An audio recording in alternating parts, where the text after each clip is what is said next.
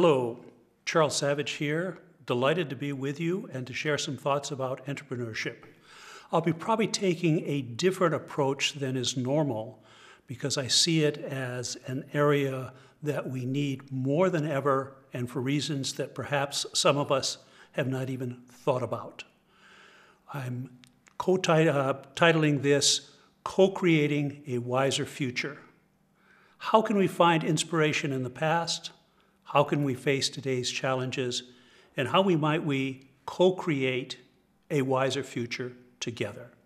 I'd like to reflect on these with you for a few moments and explain why your talents, your interest, your drive is going to help us in a more critical way than we ever imagined. Let me start out by putting this in a larger perspective.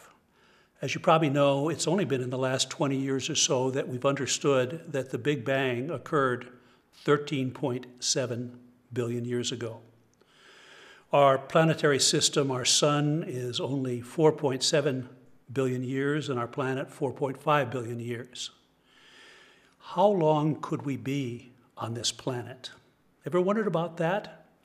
And how might your entrepreneurial efforts contribute to the success of our grandchildren and their grandchildren rather than just to today's economic success? It turns out that our sun will last about 10 billion years, become a red giant, and then a white dwarf. Does that mean we have 5 billion years? Probably not, because the sun gets hotter 10% every 1.1 billion years. And the best estimates that I've found are that we could make it for the next 500 to 800 million years. Now we think of 500, 1,000, 5,000 years is a long time, but we have an enormous amount of time ahead of us. And so the question is, are we using our resources wisely so that future generations also have a chance to experience this wonderful gift of life? I've been teaching innovation, organizational strategy, all over the world, from Sweden to Germany to India to Dubai to Saudi Arabia, held workshops in Australia, Japan, Korea, and so forth. And what I realized is that if you look back for the past maybe 100,000 years, for most of this time we were hunters and gatherers. We found our resources in the fields and the forests. We worked in small communities and helped one another. About 10,000 years ago, we learned how to plant seeds and raise crops so that we could store our goods in warehouses. And that made it possible for our cities to arise, culture to develop, and so forth. And about 300 years ago, we started the Industrial Revolution, thanks to James Watt's steam engine, Adam Smith's Wealth of Nations, and so forth. And we've been in this era now very intensively for the last, as I say, 250 or 300 years. Will this continue forever, or do we need to shift? Perhaps we're being called as entrepreneurs, as innovators, not only to create new products and services, but also to innovate our economy, our society, and the way we live. And this is an enormous challenge which goes way beyond simply learning how to put together a business plan, talk to possible customers, and get your angel funding. If we look back, we found that our resources that we worked with were around us. Then we learned how to put them in the ground. And then, thanks to our science, we learned how to dig out the resources that were way under the ground. Our hydrocarbons, our ferrous oxide for iron and steel, bauxite for aluminum, rare earth metals, and so forth. And at this point, it's really like we found nature's cookie jar. And we are taking as much as we can, as fast as we can. And some people are saying, wait a minute, we're going to hit peak oil. We're going to use up more than half of what nature stored in this planet for us over the last 300 to 400 million years. Sure, that's getting extended a bit by hydraulic fracturing of the undersurface for shale gas, and maybe we'll also use the fracking technology to put water down below the surface and bring up steam to drive our power plants. There's a lot of innovation going on there, but most of it is how do we keep the existing model going that we've learned and profited by for so long?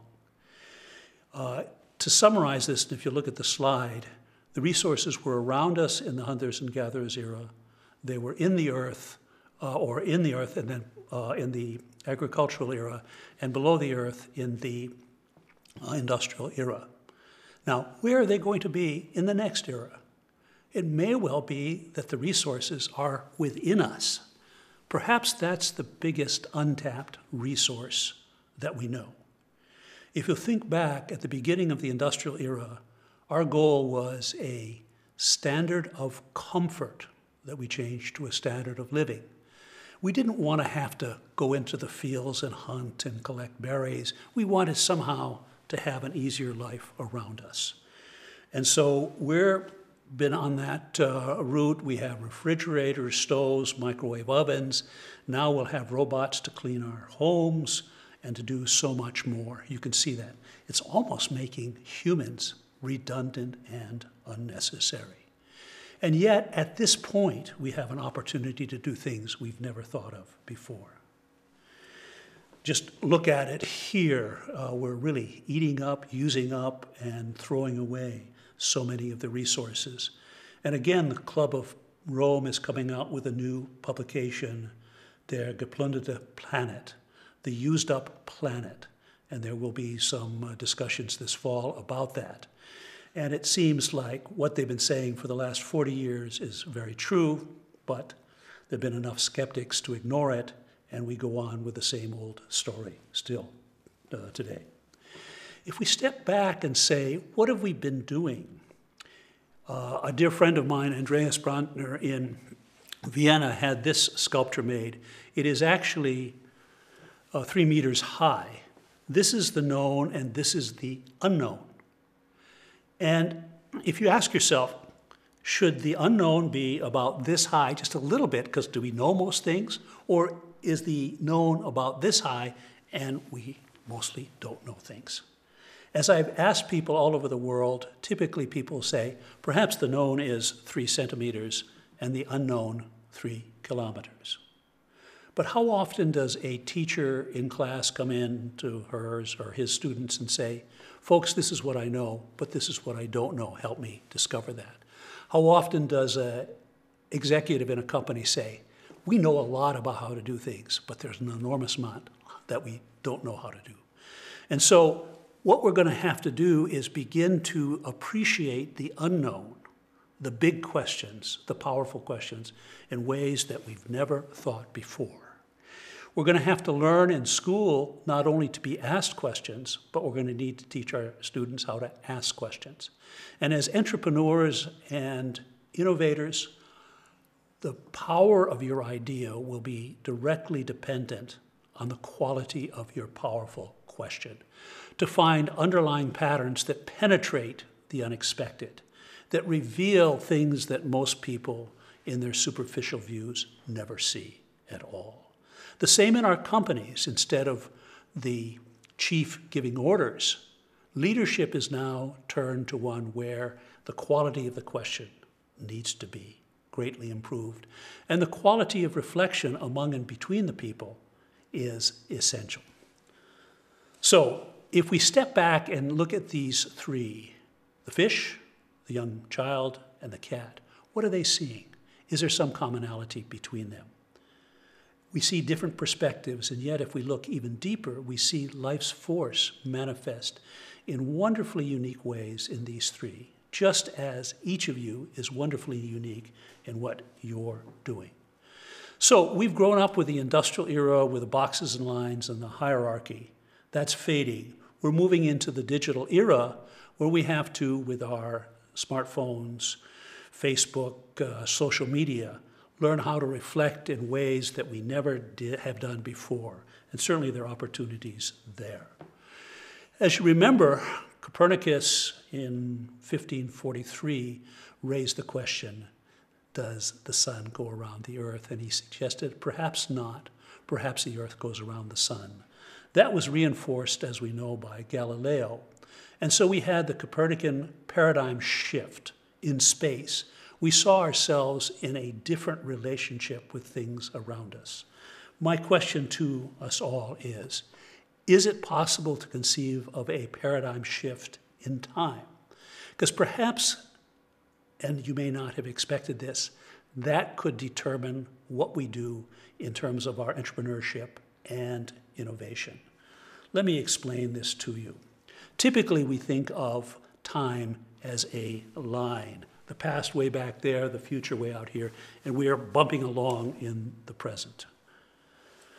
What we've done is we've put almost physical space between the past and the future, and we see everything in the present. Somehow we say, oh, that's old, that's done with, forget it, and we try to continually fix the present.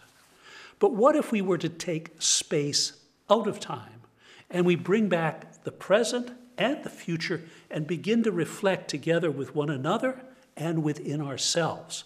What might we do then? We could bring these three together, and if we use the metaphor of additive color theory, we'll find that we no longer have just 3 colors, but we have 7. And in the middle emerges white. Look at it this way. Time, we know, is 3D. Height, length, and width, and that gives us place. Our insights could well be shaped by the wisdom of the past, the challenges of the present, and the possibility to co-create a wiser future. Mostly in our education, we train for being smart, knowing how to do things. We need to shift to learning how to do things more wisely. And so in my work, and among other places, I work with international students at the Technical University in Munich, and I invite them to think through projects that they need to undertake to help give our planet more of a chance.